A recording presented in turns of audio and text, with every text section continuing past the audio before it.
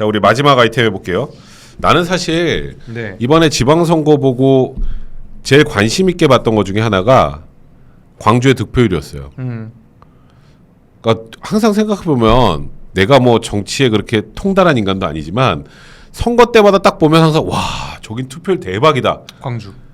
저기는 투표율이 대박이야. 이 생각만 했는데 이번에도 대박은 대박인데 역대박이더라고. 기사 좀 보여주세요.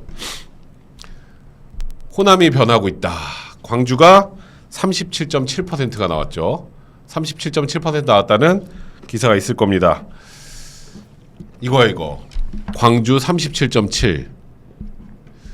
이게 원래 심판을 할 때는 이 거지 같은 새끼들 너네 말고 이번에 저쪽이야.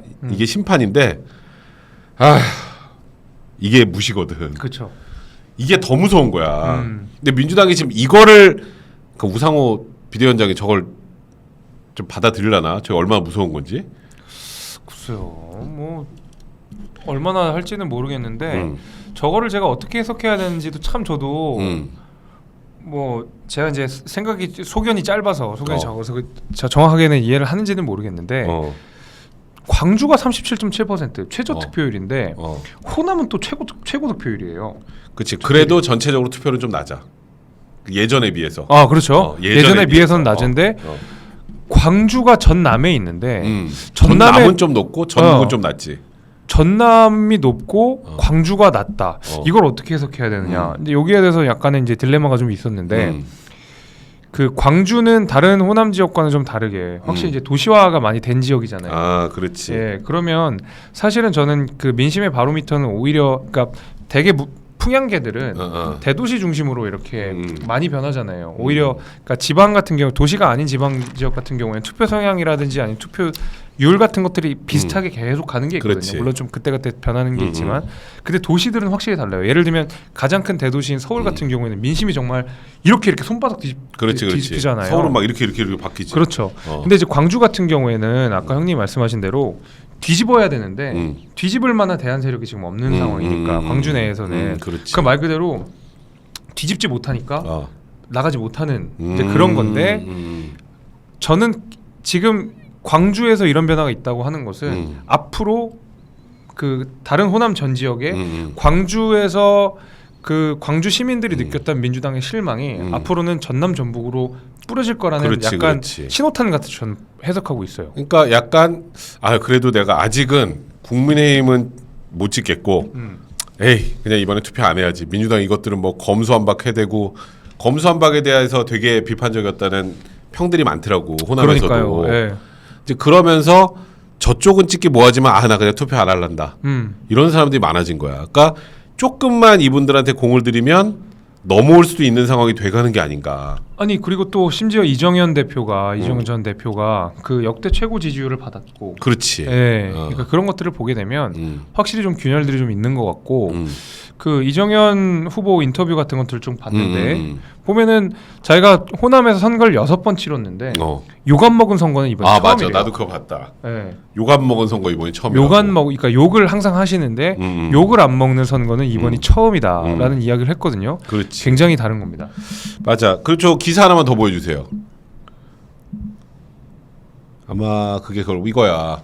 나는 의미가 있다는 게 아까 이제 민주당에 대한 무관심. 아까 악플보다 무플이 더 무섭다 이런 거 댓글들을 막 올려주셨는데 예. 국민의힘이 물론 호남에서 전패했어요. 저 광역은. 근데 일부 또 당선된 그 뭐 분들이 있긴 하지만 근데 나는 저게 의미가 있더라고. 전원 15% 돌파.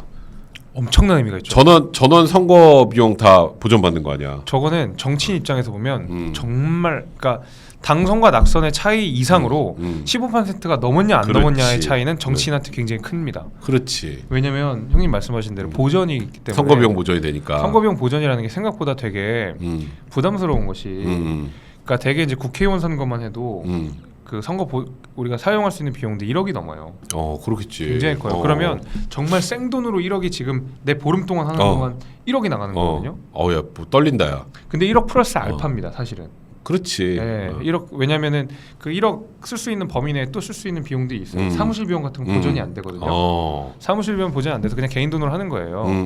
그러니까 실제로는 뭐 정말 많이 쓴다 하면은 뭐 한 2억 뭐 이렇게 1억 5천 2억까지 쓰는 건데 실제로 그냥 현금 내가 한 달 동안 2억을 현금으로 딱 박아서 쓸 수 있는 사람이 얼마나 되겠어요. 거의 없지. 돈 없으면 그러면은 후보로도 못 나가는 거 아니야. 그러니까 호남에 아예 안 나가는 거야 아무도. 아 그렇지. 나가봐야 어차피 안 되는데 선거 비용도 못 돌려받고. 그렇죠. 그러면 도전 자체가 안 되는데 결국 도전이 되고 조금 균열을 내고 그 균열을 틈타서 다시 한번 국민의힘이 도전을 하고 이게 계속 후대 물려주고 하는 것들이 연결이 되는데 애초에 시도조차 못하게 하는 거거든요. 저 15%라는 벽이. 그렇지. 그 벽 때문에 마이너스 15% 때문에. 그렇기 때문에 저는 당선보다 더 의미했다고 생각합니다. 저게. 저 15% 돌파라는 게. 그러면 그럼요. 이제는 쉽게 말해서 좀 괜찮은 그러니까 이번에 나간 분들이 안 괜찮다는 뜻이 아니고 좀 나가고 싶으나 뭐 머뭇거렸던 분들 입장에서도 충분히 이제 앞으로 도전해 볼 수 있는 만한 지역으로 바뀌었다라는 거네. 그럼요. 예를 들면 이제 천하람 위원장 같은 분들 저랑도 엄청 친한데 이분이 천하람이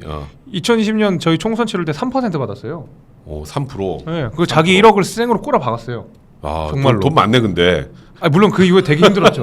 매우 힘들었죠. 네. 거기서 1억 받고 나면 되게 힘들지. 천하람 위원장 지금 원룸 살아요 서울에서. 아, 그래? 원룸 살아. 그래서 그러니까 그런 사람들, 그다음 이정현 대표 같은 분들, 이런 분들이 계속 호남에 가서 균열을 내고 있는 상황이거든요. 그렇지. 근데 15%가 확보된다면 나도 가서 도전하고 싶다. 이제 나도 그런 저기를 사람이 바꾸고 생기겠네. 싶다. 라는 사람들이 생길 거거든요. 네. 그럼 이번에 호남에서 그래도 저렇게 15%나 얻은 이유 그건 뭔 것 같아? 그러니까 민주당에 대해 실망한 분들은 나는 보기에 국힘으로 넘어오는 분도 있지만 투표 안 한 분들 더 많은 것 같거든. 그러면 그래도 이제 국민의힘이 이렇게 호남에서 약진한 이유 저는 두 가지 봅니다. 두 가지? 사실 이 약진은 저는 이미 대선 때부터 시작됐다고 봐요. 아 대선 때부터 시작됐다. 대선 때부터 시작됐는데 왜 그러면 대선 때는 이 정도의 지지율이 안 나왔느냐라고 생각을 해보면 두 가지가 있을 것 같은데 하나는 막판에 안철수 대표랑 단일화를 하는 것이 호남의 반감을 상당 부분 샀다. 아 오히려. 네, 그게 이제 좀 그 호남 지역의 여론인 것 같더라고요. 그래서 안철수 대표와 단일화하면서 그 이상으로 나올 수 있는 지지율을 깎아먹었다라는 것이 하나가 있고 두 번째는 그거는 일리 있는 얘기긴 하다. 그렇죠. 두 번째는 이준석 대표의 오만이었던 거죠. 5만. 네, 왜냐면 그 당시에. 우리는 30% 나온다. 그렇지. 라는 얘기하면 30%. 네가 그러니까 호남 분들 입장에서는 야 네가 뭘 했다고 벌써 30%를 얘기해? 라고 괘씸해 보일 수 있는 거거든요. 이게 결정적인 영향이 안 됐어라도 저는 그래도 호남 민심에 영향을 줬다고 생각해요. 아직 국민의힘 멀었어. 니네 자만하지 마. 라는 메시지를 호남 분들께서 주셨다고 저는 보고 있고 그래서 그런 그 두 가지 요인이 작용을 해서 사실은 대선 때 이 정도의 지지율이 안 났다고 보는 것이지 사실은 대선 때부터 이미 균열이 있었다. 균열이 상당 부분 있었다고 생각해요. 네. 그리고 뭐 이준석 대표가 우리가 예비 공보물을 대통령 후보가 쓸 수 있는데 거기에 있는 10%를 전부 전북에 보냈잖아요. 아 맞아. 나 그거 좀 깜짝 놀랐어. 그런 것들을 우리가 생각해 보면 사실은 그리고 이제 민주당에 대한 실망. 이 사람들도 그렇지. 좀 우리 다 좀 바꿔야 될 필요가 있다. 혼을 낼 필요가 있다. 호남 민심 굉장히 무섭습니다. 2016년에 그 국민의당 당선되는 거 봤잖아요. 호남에서 정말 싹쓸이가 되잖아요. 그렇지. 호남 민심 굉장히 무섭습니다. 지금까지 아직까지는 국민의힘의 전적인 신뢰를 못 주기 때문에 그나마 민주당을 지지해 주시는 거지. 국민의힘이 좀 더 신뢰 있는 모습을 보여주고 민주당이 저렇게 계속 똥볼 차면 호남 민심 언제 어떻게 돌아갈지 모릅니다. 지금 뭐 민주당은 앞으로 당분간은 똥볼을 찰 예정이니까. 자, 우리 지금 여러분들께서 아직 구독 안 누르고 그냥 보고 계신 분들 빨리 구독 눌러주셨으면 좋겠고요. 그리고 또 그것도 큰 것 같아. 이번에 윤통이 5.18 전부 다 끌고 간 거. 아 그것도 엄청 크죠. 난 그거 되게 컸던 것 같아. 그게 정말 활용점정이었죠. 그리고 이제는 선거 때 그냥 잠깐 보여주기 아니라 약간 진짜인가? 이 생각들을 하기 시작하신 것 같고 그리고 난 개인적으로 이번에 지방선거 끝나고 이준석 대표가 제일 잘한 게 호남에 감사인사 데려간 거. 그거 너무 잘했다고 생각하고 그거는 물론 이번 선거와는 상관없지만 앞으로 이제 또 있을 선거들 장래 발생할 선거들 내년에는 전주에 지금 보궐선거 있잖아. 그렇죠. 거긴 이긴 후보 낸다는 표현까지 너무 좀 자신 있는 표현 같긴 하지만 그런 표현까지 쓸 수 있을 정도로 그러니까 나는 그냥 정치 평론이 아니라 그냥 유권자 입장에서 보면 에이 쟤네들 저거 선거 때만 오면 이러면 안 돼. 그렇죠. 그럼 망하는 것 같아. 근데 확실히 평소에도 얘네 봐라 평소에도 계속 잘하려고 하네. 그런 마음이 변하거든. 그럼요. 그게 굉장히 중요한 것 같아. 그 이제 트윈스님이 제가 요거 뭐 읽으면서 말씀을 드리면 영남에도 호남에도 살아본 1인입니다. 영남 술집에서는 국힘을 욕해도 아무 일 없는데 호남 특히 광주 술집에서 술 마시다가 N번방을 욕하면 쫓겨나고 몰매까지 많습니다. 호남 절대로 안 변합니다. 다음 총선에 제 손모가지 걸어 이렇게 말씀을 하셨는데 이런 말도 있는데요. 제가 이제 사실은 그 내용을 좀 보태자 그러면 아까 전에 우리가 광주의 득표율 37%라고 하는 것을 우리가 유념해 봐야 될 것은 그 이준석 대표가 호남으로 내려가는 것은 호남 민심을 잡는 데도 굉장히 중요하지만 그거보다 더 배후에 있는 더 큰 의미는 호남에 있던 출향민들, 수도권에 사시는 출향민들한테 보내는 메시지가 굉장히 그렇지. 큽니다. 전국에 계시니까. 왜냐하면 서울 지역에 호남 분들이 없으시냐, 출향민들이 없으시냐, 광주 출신들 굉장히 많답니다. 그렇지. 제가 있는 도봉에도 호남 분들이 굉장히 많거든요. 근데 맞아. 그 출향민들은 말 그대로 광주, 그러니까 도시화가 된 지역이랑 되게 비슷하게 연동이 돼요. 그래 아까 전에 제가 도시화가 된 지역이라고 굳이 언급한 이유는 다른 지역이 도시화가 된 다른 지역들은 사실 민심의 변동이 크지 않지만 도시는 민심의 변동이 크고 이것은 출향민들의 어떤 정치적 그 어떤 흐름이랑 비슷하게 연동되는 면이 있거든요. 그건 맞네. 그렇기 호남만 때문에. 생각하는 게 아니라. 그렇죠. 그래서 호남에 이렇게 공을 들이는 것이 말 그대로 호남 자체를 뭐 1년 2년 안에 전적으로 확 뒤집을 수는 없지만 적어도 호남 출신에 계신 유권자분들 저희 뭐 도봉에 계신 분들 역시도 이렇게 국민의힘이 공을 들이는 모습을 보고 서울에 있는 국민의힘 후보를 찍어주시거든요. 그게 그치. 저는 진짜 중요한 거라고 생각해요. 맞아. 그게 굉장히 중요한 거예요. 호남 분들이 서울에도 엄청 많잖아. 그럼요. 야구장 가보면 LG랑 기아랑 가면 반반 차요. 그러니까요. 나뭐 왜 이렇게 많아? 내가 야구장 가서 맨날 그러는데. 그러니까요. 그건 어느 지역이나 마찬가지로 특히 호남 분들이 서울에 많이 계시거든. 인천 쪽도 그렇고. 네. 인천, 부천 이쪽에 굉장히 많이 계시고. 그러니까 이번에 인천에서도 되게 유의미하게 성과를 냈잖아요. 국민의힘이 원래 쉽지 않은 데인데. 그러니까 그게 호남을 공략한다는 게 여러 가지 의미가 있네. 그럼요. 지금 말하는 것처럼 호남 지역에서 뭔가를 해보겠다는 것도 있지만 여기도 변화를 여기는 이제 장기 플랜. 그럼요. 장기 플랜으로 변화를 꾀해보는 거고 단기적인 효과는 호남 출신에 있는 다른 지역에 사는 분들에 대해서 보내는 메시지. 우리가 메시지를 보내는 거죠. 이것도 굉장히 중요하다고 생각해요. 오히려 출향민들이 호남에 계신 분들보다 더 많습니다. 지금은. 그렇지. 호남 인구가 많지 않기 때문에. 그러니까 하여튼 이번에 그 지방선거 과정에서 내가 보면서 가장 이거는 좀 의미가 있다라고 생각했던 게 아까 그 호남 15% 국민의힘 다 넘어서 선거 비용 받은 거. 그렇죠. 그다음에 호남이 민주당에서 무관심해지기 시작했다라는 거. 이런 부분들이 앞으로 그러니까 나는 사실 뭐 호남에서 국민의힘에 당선자 나오고 안 나오고 문제보다 나는 이렇게 지역으로 쫙 갈려서 서로 욕하는 거 되게 싫어. 좀 최대한 이게 어차피 한 조만한 대한민국 요 땅덩어리 안에서 어느 지역 가지고 쌓아놓은 거 어느 지역은 그리고 마치 민주당이 그냥 호남은 자기들의 전유물로 생각하고 이런 게 너무 싫더라고.